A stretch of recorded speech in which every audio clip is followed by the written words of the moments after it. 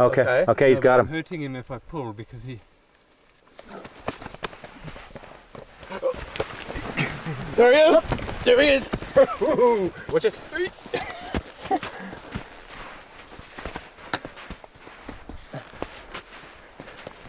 Alright. Okay, that's a better way to... Easy. He's getting tired. Yeah, he's tired. He's going to... Oh!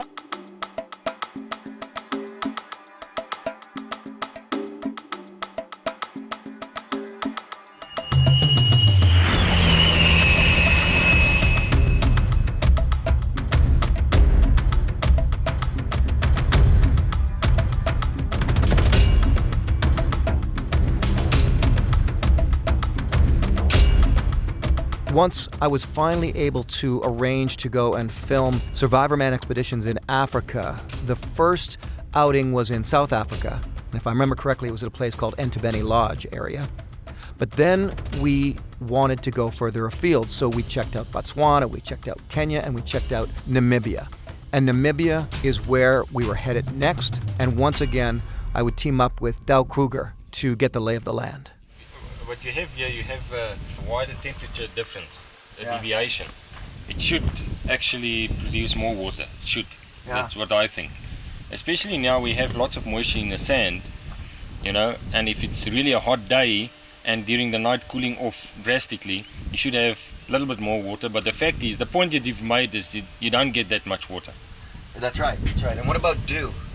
Is there any kind of a dew collection here? It can happen at the moment. I think you can feel that there's a lot of moisture in the air, so it might happen, yes.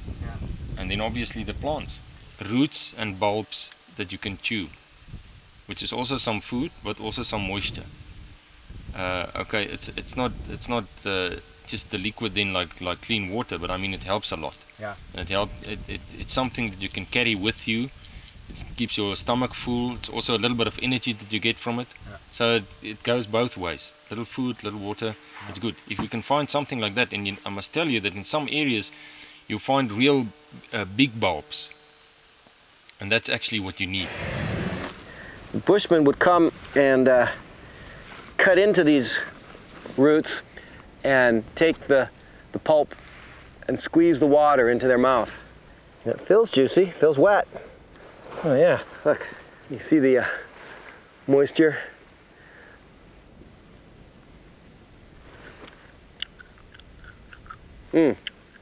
Oh yeah, lots of juice. Like I just got a mouthful of juice from that little bit.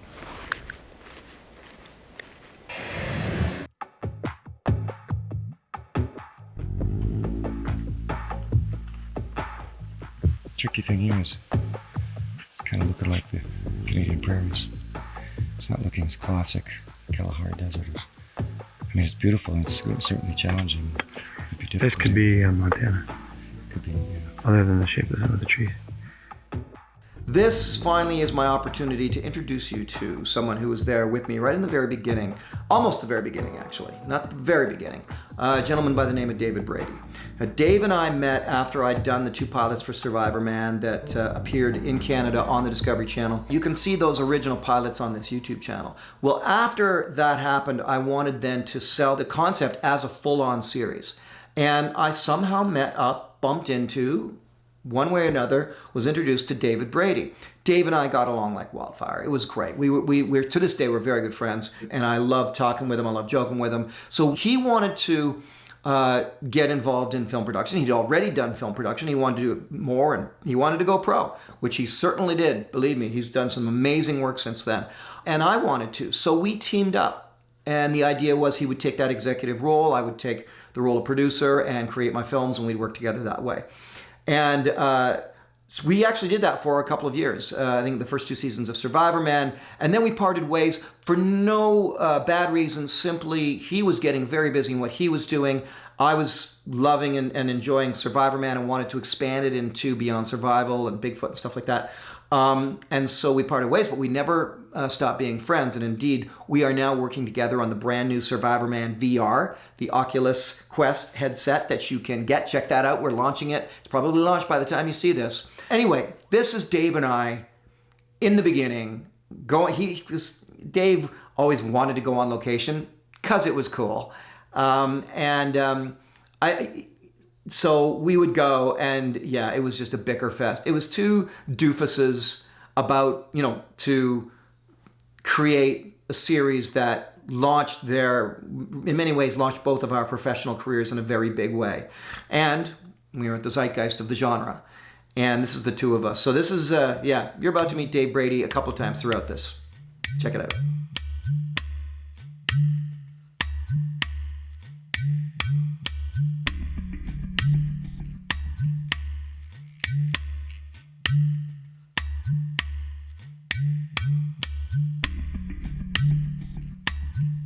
Okay, this is the guy who really matters. Yeah, me. Ladies and gentlemen, Survivorman agent. Alright, where are we? Should I read you outline after? Yes. Opening less up in the hot air balloon. Lands on grassy plain of Africa between Lion King-like cliffs and Q. Surveys the land around him. Wide open and exposed, but there will not be enough time to wander into the more forested areas. But that's not going to be the case if I stay put. Say that again. I'm not paying attention to you. It's not going to be. If you just want to be on screen, don't you, Dave? There you go, buddy. So does everyone else want to be on screen. Hollywood Dave. Thing.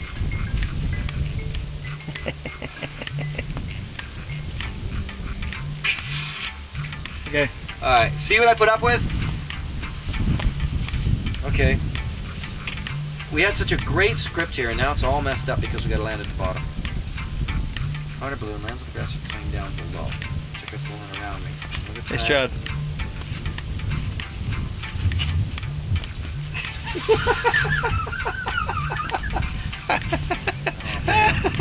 This is why we're getting nothing done.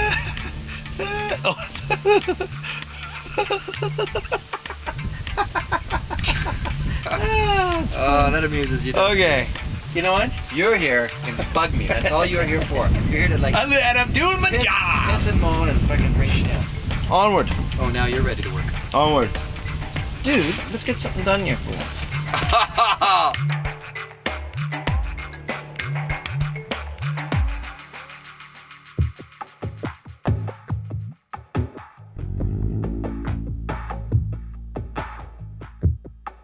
But it's not a big snake, but for a horned adder, this is a large one. Quite very, very small normally. Yes, that's a beaut. Oh, look how she'll bury herself in the sand and she'll have that tip of her tail flicking and waiting for a lizard who will go for it. Yeah. No, this one is pretty dangerous, is it? This one is the Deadliest in the world? Some people say so, yeah. See, it's almost like local pride. It depends on where you go. If you go to the Amazon, they will say, this snake is the deadliest snake in the world. You come here and say, well, the black mamba is the deadliest snake in the world. You go there, oh no, the pelagic sea snake is the deadliest snake. And, scorpion's the same thing. It's almost like pride in, no, we have the biggest, most dangerous creature. Who's getting out? He's getting out. Yeah, be careful. I don't have my tweezers with me, so I'm not going to go running around trying to get up by the tail. Well, the truth of the matter is that when I'm out on my survival expedition, filming Survivorman, that I'm there 24/7, which means that I'm going to be filming something or doing something at night, not just sleeping. In fact, a lot of times what I can do at night is capture critters, go hunting. I can shoot scenes by the fire, which always looks really cool. So this is going out to see, okay, here's the kind of things you can do at night out in the Kalahari Desert when it comes to capturing the little critters, the dangerous ones, actually. So next up is learning how to catch a scorpion.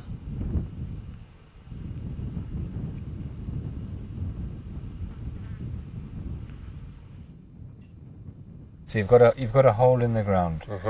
Now you want to create a barrier, a wall. Yes.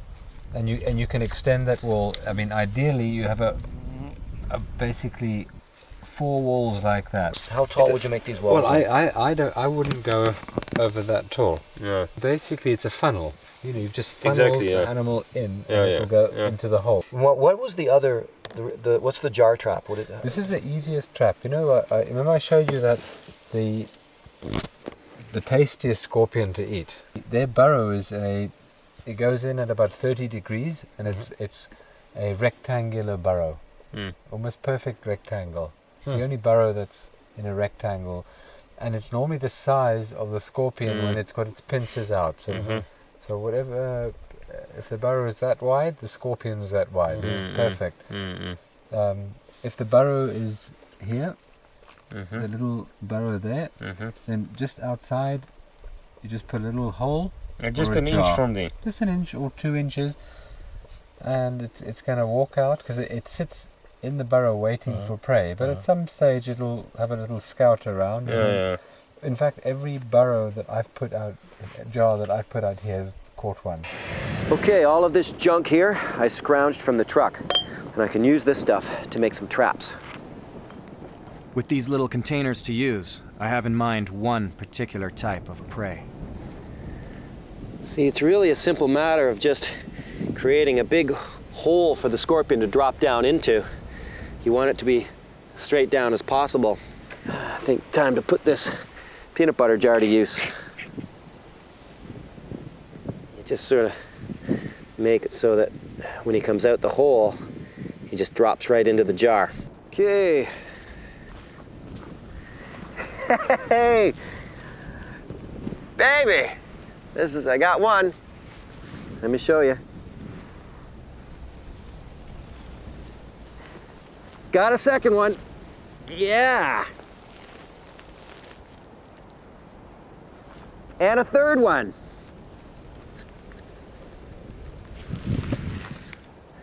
So that's 3 scorpions out of 4 traps. You see, there's some 2 of the rules that you have here with insects that you don't eat. Bright colors, okay, like you see there, the green and yellow, golden color, and if you smell it. Oh yes, it's quite acrid. Okay, so smelly insects, secreting that smell is part of their defense, and the bright color is also part of it, so that you don't eat. The beans you can eat. This is part of the acacia family. So what you eat of the bean, you wait for it till it's dry, and then you eat just the fleshy part, not the pips. Normally with the other acacias it's the same. The pips you don't eat, it's quite hard when it's ripe, but the inside part of it, you know, there you have a little bit of flesh inside. And most of the time, I'll just confirm with him with this specific one, but I know some of the other acacias, you use the pips when it's dry, you roast them on the fire, crush them, and make the coffee from that.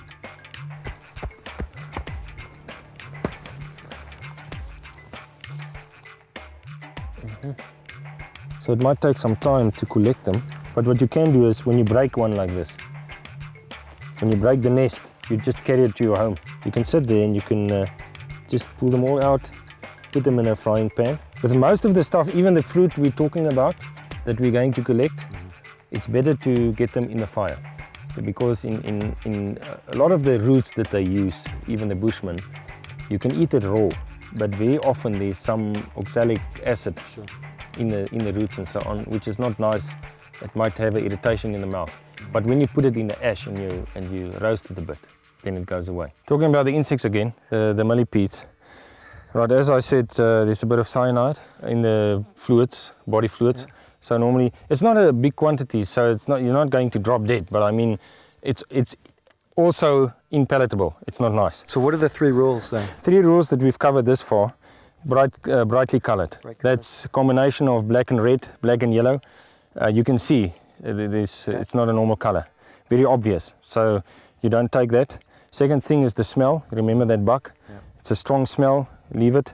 Third thing is like with the millipedes, when you have a clumsy insect crawling around without any cover or protection, there must be something else to protect it. They're very clumsy. They don't have any other protection. It's inside. Okay. So don't be fooled by that. But if you have a well camouflaged insect, that's the one you can eat. There's a critter up in this nest. It gives me a chance to try out my new spear. And be careful because these old weaver bird nests are absolute perfect homes for the Cape cobra.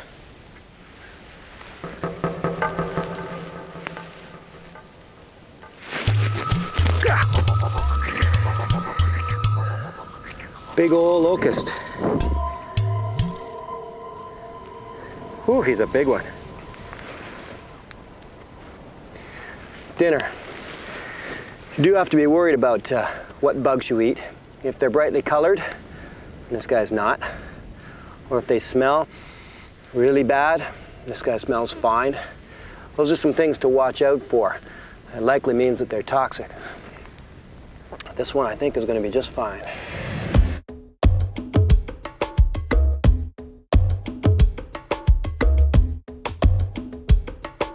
This is an excellent place. They have quite a few holes here, so it's fresh enough. You just put snares quickly in all the channels there. Tie off the snares to bottoms of these trees, maybe? You can do that, or otherwise you get a nice flexible stick somewhere there from those trees, and you stick it in here. It's nice sand. You stick it in like a fishing rod. It's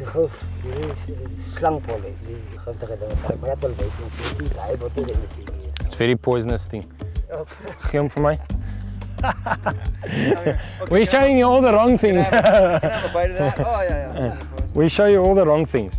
There's one of the rules. We haven't spoken about the rules for plants, where you avoid certain plants, and we have 8 or 9 rules to stick to, like with the insects, the bright colored, the clumsy ones, and so on.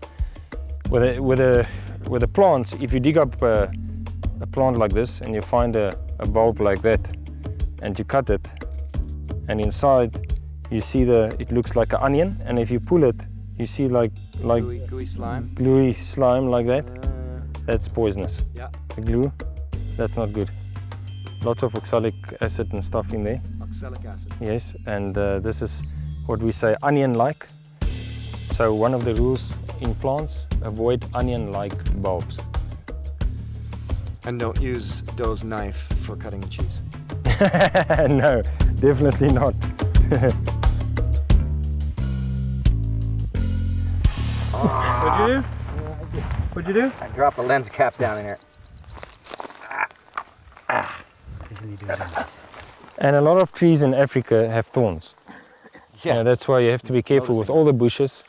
Most of the bushes you find around, there are thorns, so you have to be careful. Well, look at these here. You see, these are like needles, you know, they are very sharp. They are quite thin, but this is part of the acacia species, and all of the acacias have thorns.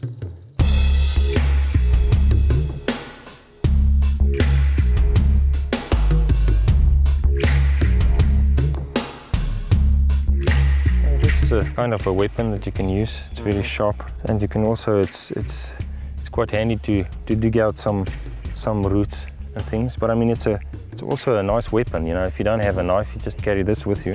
It's very sharp, and you can even make like a nice spear with this.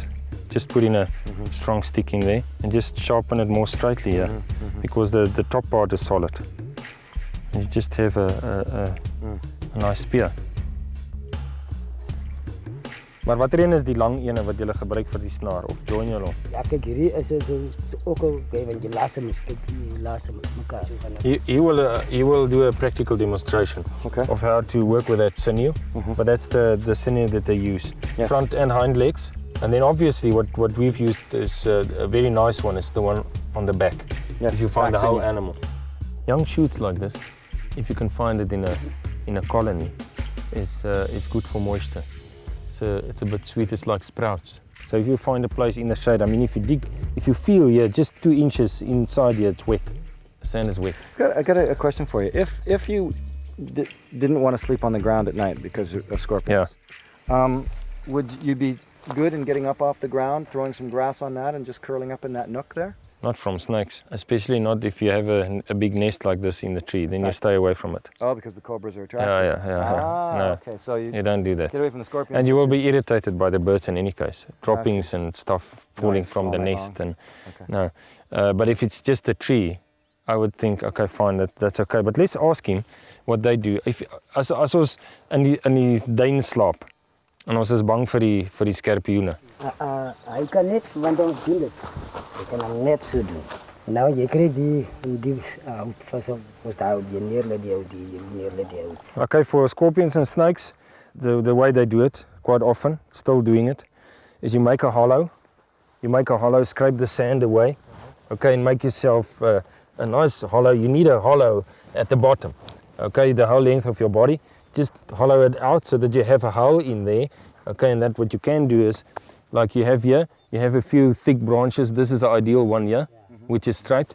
You put one there, okay, and you can line it up with smaller branches and pack it with the grass to have a mattress. So what the scorpions will do is, they will come in here. What you can even do is leave the front and end, leave it open. So if the scorpions come to this obstacle, they will maybe go underneath, but they can't get to you. They won't go on the top. And that's like quite common that this is how they would have slept like that? That's what he said to me. He's sleeping out quite often, and that's what he do. If you've made a fire for 2 or 3 days now, you have lots of ash there, and you put it around your bed. Because insects don't like that. No. They don't go into the ash. Okay. So I'll do that. And for the snakes and some other creepy crawlies, if you urinate around the bed. Okay, really? It's a very strong smell to keep them away. A bird's nest like this that's fallen down, is that a fantastic supply for a bed, or is it full of... I won't take it, no. Is die? Yeah. No, you see, he also said, you know, I'm worried about parasites that you find on the birds. Yes. But even especially when it lies on the ground there, you will also find some beetles and bugs and stinging stuff in there. Snakes also like to move in there because it's nice and warm for a nest. So I will use that for a fire. That's excellent. You just break off a piece to start your fire. Okay, see, this is the whole reason why I take the time and spend the time to get together with experts like Doe to come into an area I've never been before. I suggested and would have thought, if I want to get away from scorpions, that maybe I could come and sleep up in the crux of a tree just like this. But the first thing he said, with actually a smirk on his face, something's biting me, is that, well, the snakes are going to come up into this tree to go after the birds. This is exactly where the cobras might want to come. So it's the worst thing to do is to go and sleep up in there. But that's what I thought first. That's why I've got to take the time and spend time with experts like Doe everywhere I go. Good. I'm not sleeping in a tree. Good. Right, let's talk about the nest and the birds up here. Normally they make a noise, the birds, when there's a snake around like usual. So he said it's not really, you don't have to worry too much about that snake, because if there's a snake moving here, some of them will fly out and you know, sit in a tree and make a noise, and some others that's inside, they will make a big noise, so you'll know about it. But you just come up to the nest when it's dark, especially when it's moonlight, and you just stick in your hand and you take them out. Verder is lang mos, as hy hier ingaan. As hy hier ingaan, hy sal hier lê, maar val hy sterk in tot daar kom die kop uit daar. That's the depth of the nest. Feel it? What we're saying is why you should know how deep it is. If there's a snake in, part of it will be out. You see. Okay. So that's why I want you to feel the depth of it. But what I will do is go in with your hand like this, where it's more bone. So it's not that. Go in with your hand and then open it up. If you feel the bird inside, then you just grab it. That's what I will do. I will go in with my hand like this. Even if you have thorns inside, it's better to have it in here. Just get the feel. It's much more comfortable to go in like that. So go in like that. If there's something you grab, So that's the way I will do it. It's more, you feel more protected going in with your hand like this, you know, and then grab it out. So go in like this. Where's that horn? Maybe that will also work. Let's try that. If you use this one, even a bigger one, you just go in like that. I mean, because this is quite sharp, you're going to punch the bird. You know, you're going to. This is just the right length, I think. You can even put a bit of a stick on here. You know, you can just put a piece of stick on here. That's what I will do. Yeah, I think that's a good idea. In fact, if you were teaching Survivorman, you could. I mean, it's a way of saying, look, this is a traditional way of doing it. But if you're nervous or you want to be ultra safe, why not just get a forked prong stick? It's a pretty powerful full moon, and I'm going to use it. The weaver bird nest by my shade tree is dried up and dead, but not far away there is a fully active nest, and it presents a good opportunity for me to hunt some food. The birds might be small, but they nest in numbers. Thanks to the locust, I know the spear can work. Whether or not I can use it effectively is another story.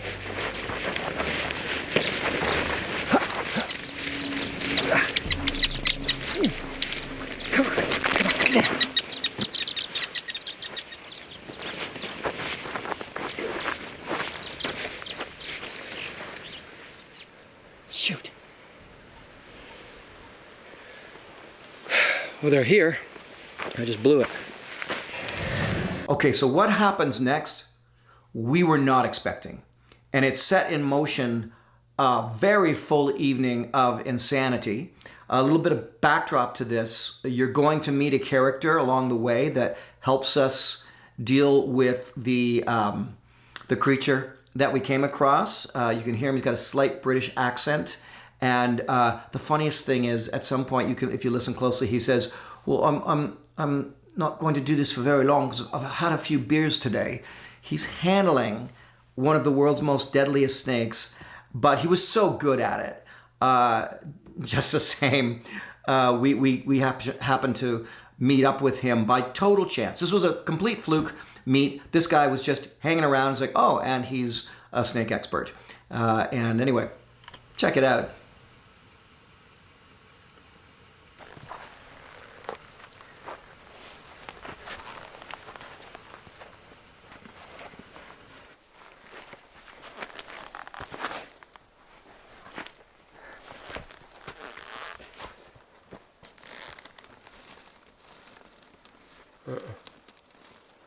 I think this is old nest. God, hier is die weer 'n slang. Kom vat my. Dis God met 'n slang. Kyk daar. As ek die poep, daar wou in die gaan. Yes. Ek het gesê. No, there's a snake in the home. Go and look at it. There's a snake in the home. There's a snake in the home. Makkelijk dat jy kan sien dat hy nie I uitkom. can't believe it. Look at this here. Ja, ek het hom op hom gevoel. Ek sê dis 'n slang daar. He grabbed the snake. Come and look here. Check net vir die skorpioene. Watch out for the scorpions, huh? Pas op vir hom as jy omdraai. Yeah, there it is. There. Can you see the snake? Yeah. Oh, fire. Ek het gesê die ding, want ek het gehoor die voëls het hier geskreeu. Toe hoor ek, hier is 'n fout, maar toe wil ek eintlik hier na toe kom. Ek wil nie. Still getting it? Yeah, it's still there. That is amazing. That is cool. And I'm listening. That is freaky, man. Did you see it, Dave? Yes, I did. It's all white. Come and have a look at it. I did see it. All white and flat. Where is it now? That's not what we want to hear. It's coming in.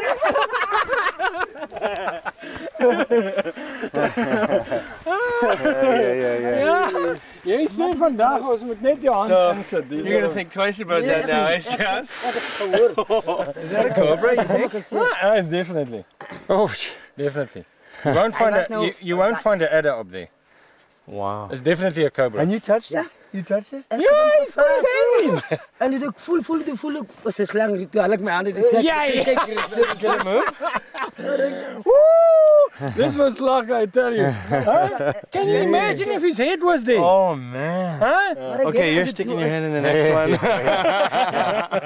Okay, remember the idea about... Now it's your turn. It's now you two. Huh? It's your turn now. Now we make the fork stick. Oh, What was hilarious is that you're getting down on the ground, he's like, watch a scorpion, son. You're like, oh shit. That's right. Which way do I got go? A cobra up ahead of me, a cobra on my head and a scorpion on my foot.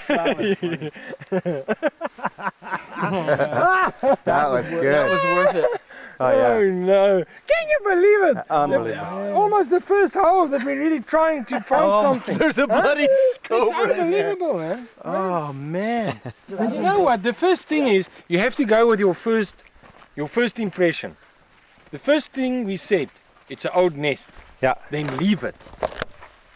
Because... You leave it. It's an old nest. That's common sense. It's an old nest. Leave it. And there we because are. That's a place for snakes. And there we are messing around with it. Yeah, I tell you. Wow. Ah, that was dumb, man. A little more cautious this time. No, this is a new nest. Oh, they're all flying out. Yeah. Grab them. Grab them. I have it. I have one. Okay, we got one. I have one. Ooh, my arm. Oh, I know.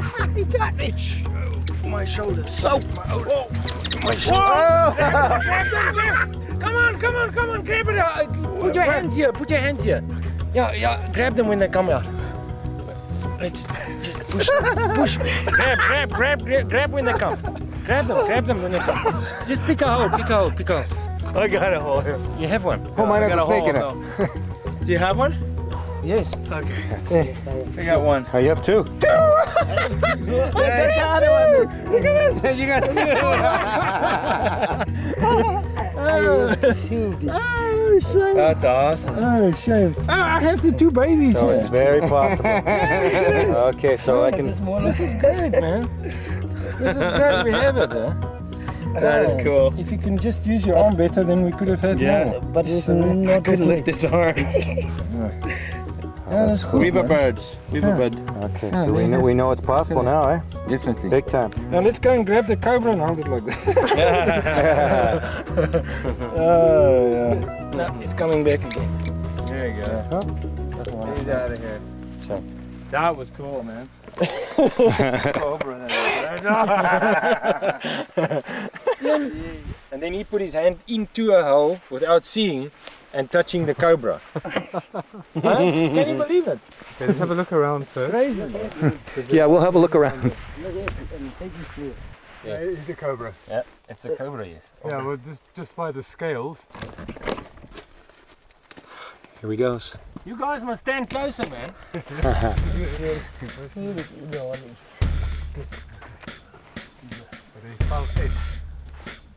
Oh, he's not even going to use tongs. Yeah, but it's too good. Then Yes, he knows what he's doing. but this is too big. Screwing around with a cobra at night. Still there. I have sim sticks, you know. Okay, he's got I'm him. hurting him if I pull because he. There he is. There he is. There he is. Here he goes.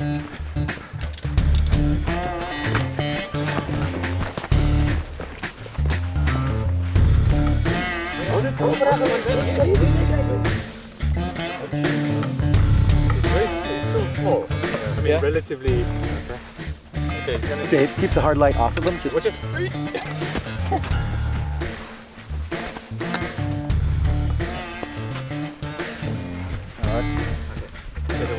easy. I get more control. This way. Okay. See the stick, the hook stick has got a reason. Yeah. I can manipulate him better, but he gyrates. So I have to keep him just a bit away. He tries to go up. But I'm not holding him for long. Because I had a couple of beers today. Oh yeah. Head torch. Just pull my head torch up a bit. It's falling on my eyes. Where's his head now? I'll go and stand behind it. Is he in the? Yeah, I got his head right in the. Can you see it in the screen? Brilliantly. I'm doing it so Ian can see in the sun. Yeah. No. Keep it like this. Brilliant. Nice.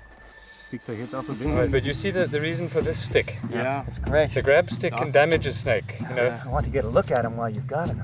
It's a nice shot in the camera. Yeah, it's fine. Listen to him. Oh, you got a mouth shot there on the. Maybe. on the lens. That's awesome. Yes. Go closer, Nick. Do that again. He's going to. Okay, you better wash your lens. No, that's okay. There's venom on your lens. That's all right. It's bit in the lens. He was biting the lens. That's all right. You won't scratch it, and I have another Hold it one. like that, yes. Believe me, this is just a cheap wide angle in the front. It's expendable. Yeah, that whole evening was absolutely insane. You can hear us giggling like little schoolboys, but by the same token, I mean, certainly Dave and I, we were out of our familiarity zone, if not out of our league, in what to do in that situation with the Cape Cobra. Those are the kind of things that create memories for a lifetime. But the truth is, I still had a lot more to learn. Check it out.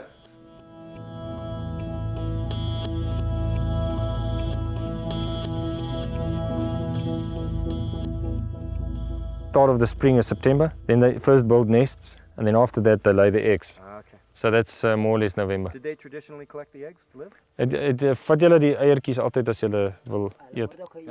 Ja. Maar jy moet jy beslis by die natsand. Maak hom in die natsand toe en dan jy so maak maar bo op vuur.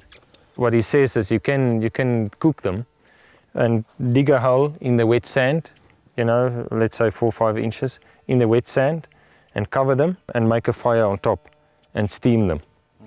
Oh, so just digging down. So this sand, if we dig down, it'll be cooler and... Yeah, you must feel it. I mean, look at that. There's the wet sand there. 1 inch below, look at it. As Anne said last night, the moisture is up the dunes, not down there. That's why you'll find the trees up here. Yeah, okay. So there's moisture. And it's not deep down. No, just a few inches. So you can use that for cooking, putting some eggs down there, make a fire on top of that, and you have enough moisture in the sand to cook the eggs. Really? That's one way. With the ostrich egg, you don't really need to put it under the sand because it's quite a big egg. It will take quite a long time. So, the ostrich egg, finally. Day 5. I'm gonna cook it up. All right, hole in the top of the egg. And take a stick, break the membrane, and I'm just gonna mush it up a bit inside.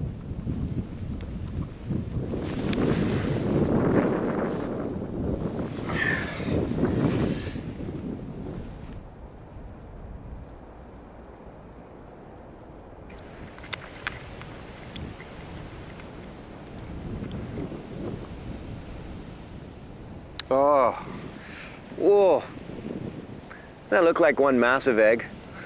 That is so cool. Let's see how she tastes.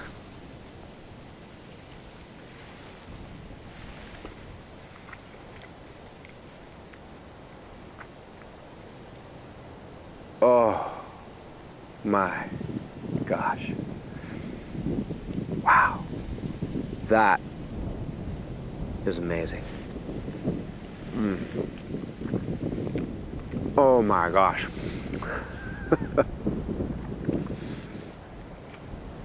This kind of rich food on a stomach with no liquid in it is dangerous.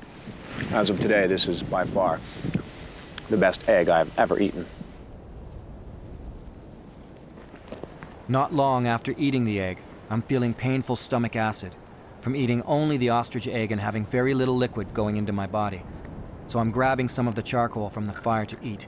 It counteracts the acid and will calm my stomach.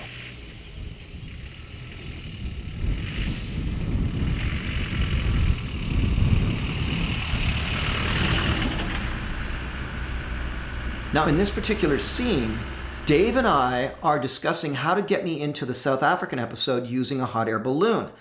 And the difficulty was I wouldn't be permitted to fly the balloon on my own. And I think if you watch the director's commentary, I talk about how what we ended up doing was a compromise where we filmed it all with the actual controller hiding in the box. And then when I landed and everything happened with the land and everything, she was picked up and taken away. This was probably one of the very few times, though, that Dave and I had a real brush with, headbutting way back later in the editing suite, because in the end, that show went to air without us ever saying there was someone in the box, and I was kind of livid about that. There's a couple other things like that, too, where I said, no, we have to at least show that and say that. And I was young in my career, so I didn't really see the final episode, the final edit before it went off to the networks. It was only later.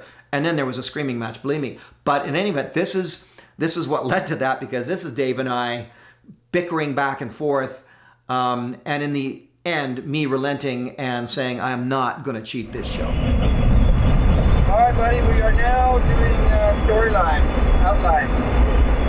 Well, I think that this one is a drop off at the heights. So, okay, hang on. So, drop off at the heights. So, it's hot air ballooning, right? Yeah. Now, you're obviously with the woman. And I was at first thinking we could either get you to do it yourself and do it yourself. That's not going to happen. Or we can fake that she's not there. Or we get her to... How do we get rid of her? We have to figure out how we get her out of there. Yeah, so that's the thing. If she's swimming in the balloon, then She leaves the balloon? How does she get out of there? yeah, she doesn't need a balloon, right? The only way to do it is if you had your own balloon. You flew it in on your own. Or we fake it that you're by yourself. That might be the better way to do it. We caught on tape talking about faking it. That might be the better way to do it. We'd really have to fake it because you'd have to be like up there like pulling the thing and landing and stuff like that. And it might be quite obvious that you're not doing that. And it's a small basket. If there's a way to fake it, I think we do fake it. A lot of the audience accepts the fact that I'm going to show them something. And so, you know, it's kind of like what we did with the motorcycling use in the desert, where, you know, we allowed for the fact that the crew takes away the bike, and I'm left out here now with this broken down bike. Yeah, and you can kind of sort of have fun with it a bit. Like, we could start that you're in the air, and then like you kind of turn to the camera and go, you know, you didn't think I was actually flying a balloon, did you? I've got a pilot with me, and there's a chase vehicle that's going to come and take her away, but I'm keeping the balloon. Like, you could just be that matter of fact, you know what I mean? Like, you let it play for 10, 20 seconds that you're up there on your own. And people will be like, you know, on your balloon. And then you reveal it. And then just say, there's a chase vehicle down there. As soon as we hit down, they're going to take her away. I'm going to be left with the balloon. And that'll be it. So it's one or the other. I think admitting it and having the chase vehicle. But you let it reveal. I think you kind of play with it a bit first, just for fun.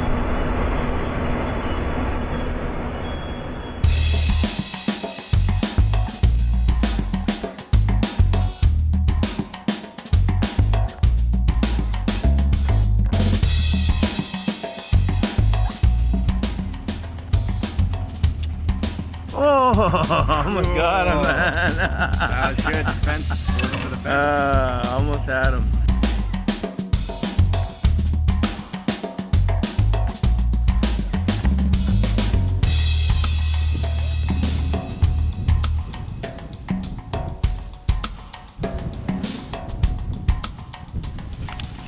I have absolutely no idea how they survive out here, or how I'm supposed to survive out here. What we're looking at here, so this is Dave and I now after many, I don't know, days and hours of scouting, and we've driven a long, long way to get into all of this desert area here. It's one sort of lonely sheep farm here, and we're looking for possibilities to get me in. Could be tough. I'm not sure anyone can survive out here, so we'll have to take the track over the dunes and see what's there, but logistically this looks pretty rough, pretty harsh. What about you? Where are you gonna stay? I mean, what are you gonna? We try to set up the base camp within a few kilometers of you, so that we can keep tabs on you in a way. But I have no idea where base camp would be. You guys you'd have your own survival story itself here. Yeah, I mean. I have a feeling we would. I have a feeling it's going to be just as hard for the crew to survive out here as it is for you to survive. But I'm not ruling it out, so let's look around.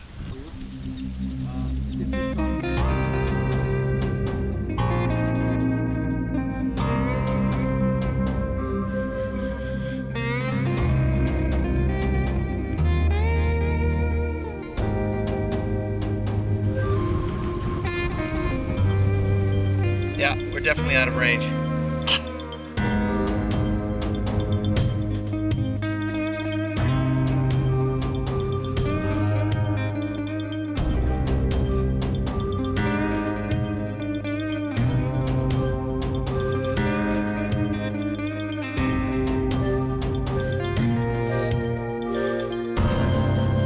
Dehydrated, I am suffering from migraines and debilitating headaches. I can't continue. Truth is, I do need water really badly. It's almost been 48 hours without water, and with very little water, and my head is dizzy, and I'm a little disoriented, my legs are wobbly. The safety crew camp is a few hours walk from here. So, I'm going home.